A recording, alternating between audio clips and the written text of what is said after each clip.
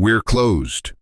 The old wooden sign was ready to be flipped when Emma Walker reached for it, but just then she saw them, figures trudging through the heavy snow, shoulders sagging with dust and exhaustion, truck headlights ghostly and dim, swallowed by the raging storm, 10 drivers, strangers, stranded, with nowhere left to go. Hello, everyone. Welcome to Social Justice. Let's dive in. For 30 years, Jack's Pit Stop had been the beating heart of Silver Creek, a warm, familiar stop along Interstate 80, a small, cozy diner where homesick truckers could find a hot bowl of soup, a slice of fresh apple pie, and a kind laugh waiting for them. But 5 years ago, Jack Walker, the soul of the diner, collapsed from a sudden heart attack, and everything began to unravel. Emma, his quiet and steadfast wife, promised to keep the flame burning for Jack, and for every traveler who once called this place home. Then, 3 years ago, came the crushing news. A new highway rerouted the main traffic flow, 5 miles east of Silver Creek. The steady stream of vehicles disappeared. The road outside Jack's Pit Stop turned into a barren stretch of snow and whistling winds. That evening, as winter darkness slowly crept over town, Emma sat behind the counter counting every last coin from the battered old cash register. $2,743. Not enough, not even close enough, to cover this month's electric bill. And the mortgage? Already 3 months overdue. The dusty old clock above the oven ticked. 6:40 p.m. Just 20 more minutes, Emma thought. 20 more minutes. And she could flip the closed sign, turn off the lights, climb up to her tiny upstairs apartment, and leave another long, lonely day behind. Her hand reached for the sign, and that's when they stepped in from the storm. Outside, the wind howled like a wild, wounded beast. Snow slammed against the leaning lampposts, whipping into thick white sheets that hammered the diner's windows. Inside, Emma stood frozen, her hand still resting on the closed sign. The door creaked open. A man stepped inside, shaking snow from his shoulders. His baseball cap was pulled low, shadowing a sunburnt, weary face. His voice, rough, low, broke the silence. Half apology, half desperate hope. "Sorry, are you still open? We can't go any farther out there." Emma hesitated. She glanced at the clock. 6:55 p.m. Technically, the diner was closing. Technically, she should have said no, but seeing his trembling hands, hearing the wind's fierce scream slip through the cracks of the door, Emma simply nodded. "Come in. There's a few hot dishes left. Coffee's always ready." Relief flickered across his face. He pulled out a chair at the counter. His name was Cal Dawson. A steaming mug of black coffee poured full, a plate of beef stew placed warm before him, and just a few minutes later, the bell above the door rang again, and again, and again. 2, 3, 5 burly figures, snow-caked, battered by the storm, tumbled into the diner like ghosts, shaken loose from the blizzard. The once empty diner slowly began to fill, with awkward laughter, the heavy thud of boots on soggy carpet, and the rich, familiar aroma of fresh brewed coffee. By 7:20 p.m., Emma's little diner, usually silent, was packed. 10 truckers, cold, hungry, exhausted, huddled together under the golden glow of the lights. Emma flipped open her battered order pad, calling for Megan Brooks, the young, spirited waitress who had stubbornly insisted on showing up despite Emma's warnings. Megan dashed between the tables, her eyes sparkling as if to say, "We've waited a long time for a night like this." Outside, the night weighed heavy and thick, like a smothering blanket over Silver Creek. The snow didn't fall in flakes anymore. It twisted in furious sheets, hammering the windows, as if trying to tear the old diner apart. Emma bustled behind the stove, her worn apron carrying the scent of caramelized onions and wood smoke. The last plate of beef stew had just been served when Megan rushed over, panting hard. "Emma, there's only 2 loaves of bread and a little deli meat left." Emma nodded quietly, her eyes sweeping the room. Men shrugging off soaked jackets, steam rising from their sleeves. Rough laughter as one told the story of his semi slipping off the icy highway. Piles of dripping hats and frozen gloves stacked near the door. A sudden gust rattled the windows violently. Cal Dawson, the first driver to arrive, slowly stepped up to the counter. "We'll eat quick and move on," he said, voice low and apologetic. "But the road's blocked, and all the motels nearby are packed." Emma tightened her grip on the counter edge. Her body felt cold, not from the storm, but from the heavy decision weighing on her heart. She looked outside, massive trucks, ghostly and silent, under layers of snow. No motels, no gas stations open, no one else out there.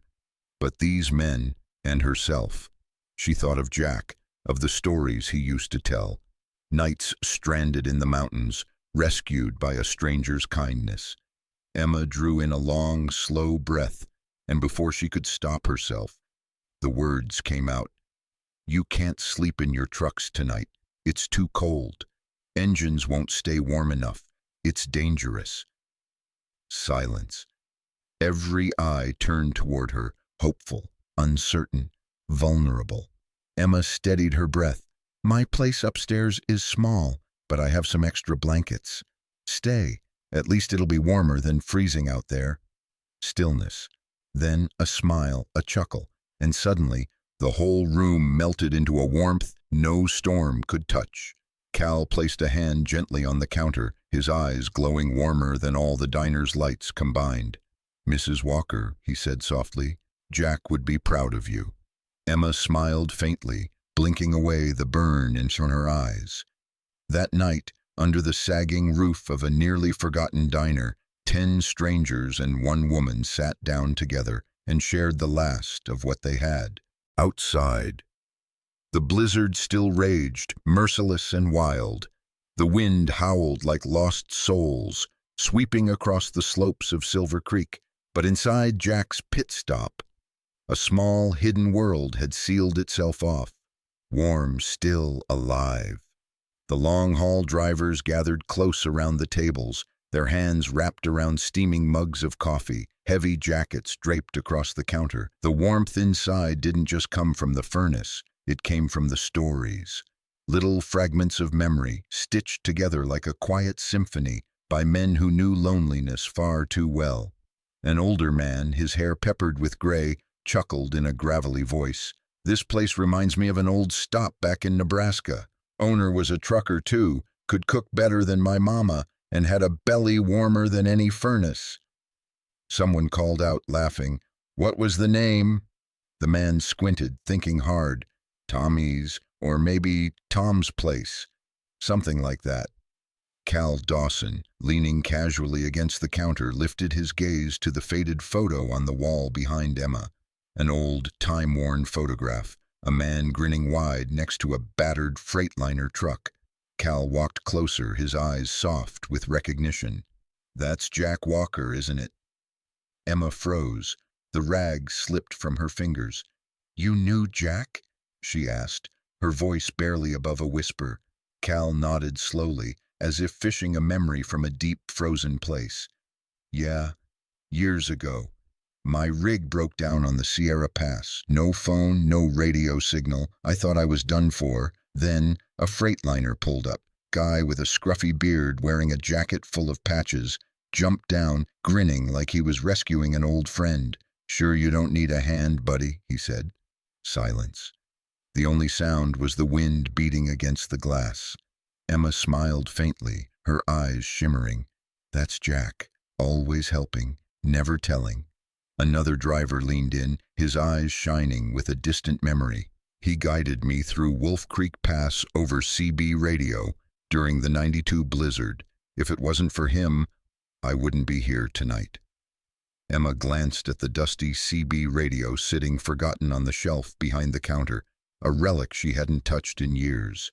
Yet now, it almost hummed, alive again, with Jack's steady voice and easy laughter. Story after story wove itself into the warm night, a quiet tapestry of gratitude wrapped around Emma's heart. She sat quietly, no need to speak, just listening. Listening to the gentle footprints Jack had left across 1,000 lonely highways. No need for statues, no need for medals, just memories and kindness woven into the road itself. That night, as the storm screamed across the mountains, Jack Walker lived again. Through every voice, every tearful smile, every shared memory, not just as Emma's husband, but as an unsung hero of the open road. Morning draped Silver Creek in a pale, colorless light, a harsh, icy glare bouncing off mountains of snow piled higher than a man's head.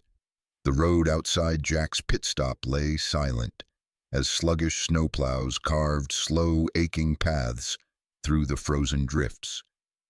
Inside the diner, the echoes of last night's laughter had vanished.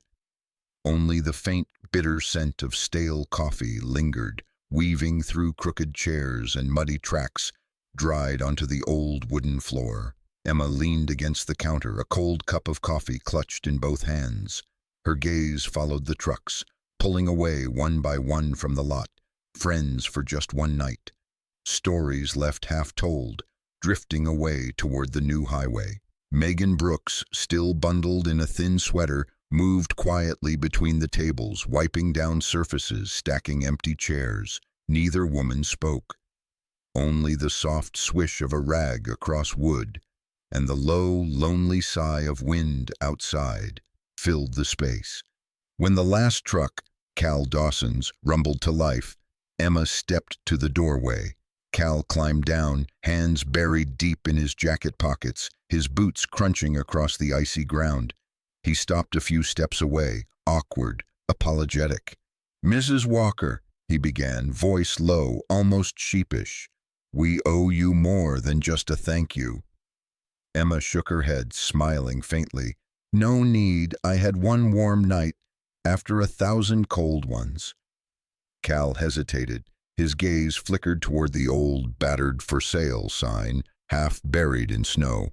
"That sign out there," he asked, "is it for the diner or the whole place?" Emma sighed, following his glance. "Both. The bank gave me until the end of the month. If not, they'll take it all back." Cal gripped the brim of his cap, as if struggling with words too heavy to say. Finally, he just nodded. "That's a damn shame," he muttered. "Places like this, they're not supposed to disappear." Emma's smile was tinged with sadness, quiet, accepting. "The road moved on," she said. "I guess I have to, too." Cal tipped his cap in farewell, then climbed back into his rig.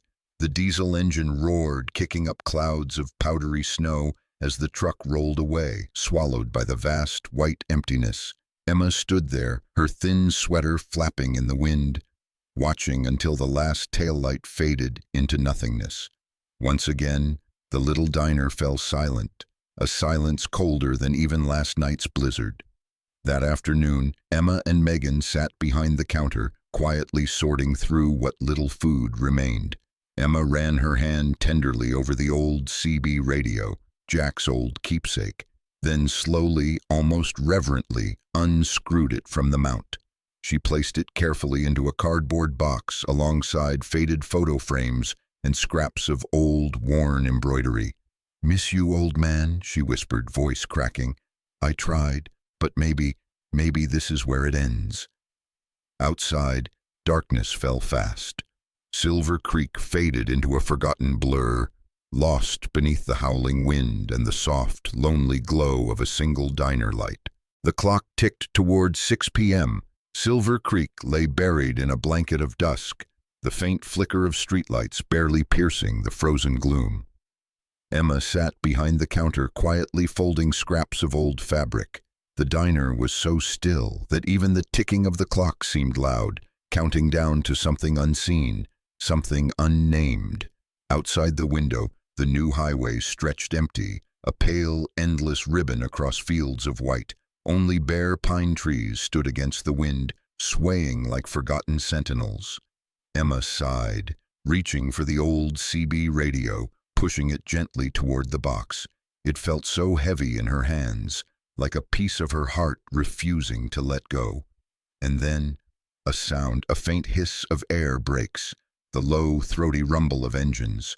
At first, so soft it could have been imagined, then louder, heavier, until the ground beneath her feet began to tremble.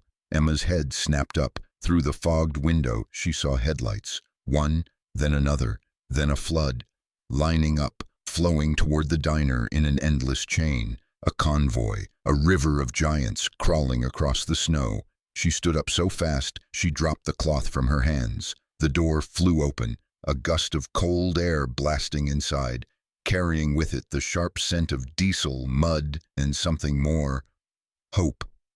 Cal Dawson strode in first, his cap askew from the wind, his smile brighter than any headlight. Emma stammered, unable to find words, but Cal just laughed, warm and easy. "We've got some business to discuss, Mrs. Walker." Behind him, a sea of truckers lined up outside, their rigs packed tight into the lot, stretching down the hill, as far as the eye could see. Some faces Emma recognized, men from that blizzard night, but many were new, young and old, men and women. Cal clapped her lightly on the shoulder, his voice rich and strong. "We told your story, told Jack's story, shared it across driver forums, on CB radios, at every truck stop across 5 states. He glanced back at the crowded parking lot. Turns out, everyone had a Jack Walker story. Everyone had a reason to come back. Emma raised a trembling hand to her mouth. Her eyes burned with tears she couldn't blink away. An older driver with snow-white hair stepped forward, cradling something wrapped in cloth. He unfolded it carefully, revealing a battered CB microphone, the handle cracked, worn by time. "Jack loaned this to me, back in 1990, he said, voice thick with emotion. "Figured it's time it came home." Emma took the mic in her hands, fingers trembling, heart overflowing. Something inside her broke free, not into sorrow, but into pure, blinding light. A warmth so fierce it melted every frozen place inside her. She gripped the mic tight, looking out at the faces before her. No longer strangers, but family. Jack's pit stop, the diner that was supposed to vanish, had become the heartbeat of a community Emma had never dared dream of. And this was just the beginning. The crowd outside the little diner grew larger with every passing minute. Headlights stretched like a river of stars, piercing the endless sea of snow. The deep rumble of diesel engines, the laughter, the calling voices. They lit up Silver Creek like a heartbeat, returning after a long winter sleep. Emma stood frozen in the doorway, still clutching the old CB mic to her chest.